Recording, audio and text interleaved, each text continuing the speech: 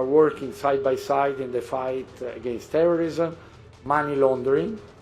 We have just kick-started a dedicated task force on countering financial support to terrorism.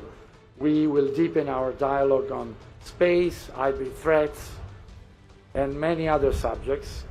We will soon launch a format on maritime security in support of freedom of navigation across our seas. And this is because connectivity remains the cornerstone of our ties. I was mentioning IMEC, and we also signed an MOU on ports collaboration. And we want to create digital networks, fast-track corridors with preferential custom procedures. सुना आपने Italy का ये बयान। दरअसल भारत और Italy के बीच मजबूत होते हुए रिश्तों की गूंज आज पूरी दुनिया को सुनाई दे रही है। रोम से लेकर नई दिल्ली तक दोस्ती का नया अध्याय लिखा जा रहा है, जिसने वैश्विक कूटनीति के मायने ही बदल दिए। और अब भारत और इटली ने मिलकर नए कदम उठाने शुरू कर दिए हैं, जिसमें सबसे ऊपर का मुद्दा है आतंकवाद और समुद्री सुरक्षा, जिसको लेकर दोनों ही देशों ने साफ कर दिया है कि आतंकवाद पर लगाम कसनी ज़रूरी है, जिसके लिए सबसे ज़रूरी है आतंकवाद को मिलने वाली आर्थिक मदद को रोकना, यानी टेरर फंडिंग को जड़ से ख़त्म करना। और इसके लिए इटली की ओर से खास टास्क फोर्स बनाने की शुरुआत की गई है। दरअसल भारतीय प्रधानमंत्री नरेंद्र मोदी हाल ही में इटली के दौरे पर पहुंचे थे, जहां पर उन्होंने इटली की प्रधानमंत्री जॉर्जिया मेलोनी के साथ मुलाकात की थी और भारत इटली के संबंधों पर कई सारे व्यापक चर्चा और समझौते भी हुए थे। और इसी के अलावा जब भारत के साथ मिलकर आतंकवाद को मिलने वाली टेरर फंडिंग को रोकने की बात आई, तो इटली ने भी उसका साथ दिया है। और अब उसी की कमर तोड़ने के लिए एक स्पेशल टास्क फोर्स बनाने का ऐलान किया गया है। भारत में इटली के एम्बेसडर एंटोनियो बाटोली ने इटली की 80वीं गणतंत्र वर्षगांठ के मौके पर यह बड़ा ऐलान किया, जहां उन्होंने बताया कि आतंकवाद और समंदर में अपनी ताकत दिखाने और समुद्री सुरक्षा को पुख्ता करने के लिए दोनों देश जल्द ही एक नए फॉर्मेट की शुरुआत करने जा रहे हैं। इटली के साथ मिलकर उठाया गया ये कदम सुनिश्चित करेगा, यानी आतंकवाद का बिजनेस, उसका पैसा, उसे ही पूरी तरीके से जड़ से उखाड़ फेंका जाए।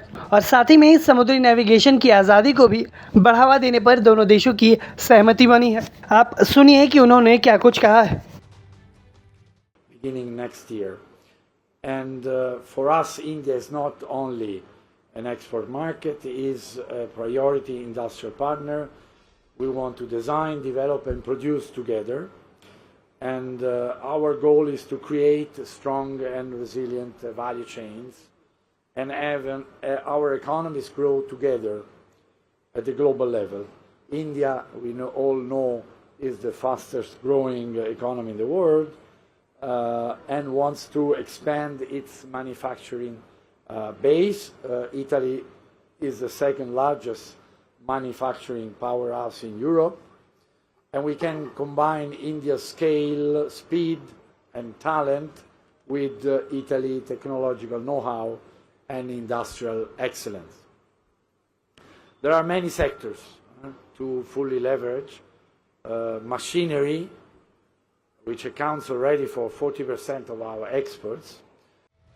हाल ही में जब प्रधानमंत्री नरेंद्र मोदी इटली के दौरे पर पहुंचे थे, तो उस यात्रा को दोनों ही देशों की ओर से महत्वपूर्ण यात्रा बताई गई और साथ ही में दोनों देशों के रिश्तों में व्यापक बढ़ोतरी देखने को मिली। कई सारे समझौते हुए, सांस्कृतिक, शैक्षिक, रक्षा, लोगों के बीच का संपर्क भी बढ़ा। यही नहीं, प्रधानमंत्री नरेंद्र मोदी और इटली की प्रधानमंत्री जॉर्जिया मेलोनी ने 2027 को भारत इटली की सांस्कृतिक वर्ष के रूप में मनाने का ऐलान भी कर दिया, यानी कि दोनों ही देश ऐतिहासिक और सांस्कृतिक संबंधों को नई पहचान देने जा रहे हैं। और उन सभी के बीच टास्क फोर्स और मैरीटाइम सिक्योरिटी को लेकर किया गया ये बड़ा ऐलान दोनों ही देशों के गहराते रिश्तों को दिखाता है। आपको बता दें कि भारत और इटली के बीच IMEC परियोजना को आगे बढ़ाने को लेकर भी काफ़ी चर्चा हुई है, जिसके अलावा रक्षा उत्पादन, आर्टिफिशियल इंटेलिजेंस, स्टार्टअप, अंतरिक्ष, स्वच्छ ऊर्जा और कुशल श्रमिक की कानूनी आवाजाही जैसे इलाकों पर भी दोनों देश मिलकर काम कर रहे हैं, यानी कि आतंकवाद के साथ साथ मैरीटाइम सिक्योरिटी को भी बढ़ावा देना और उसके साथ ही आपसी संबंधों को और भी बेहतर करना। आप इटली की ओर से किए गए इस बड़े ऐलान को कैसे देखते हैं, हमें कमेंट बॉक्स में ज़रूर बताएं। ब्यूरो रिपोर्ट, भारत तक।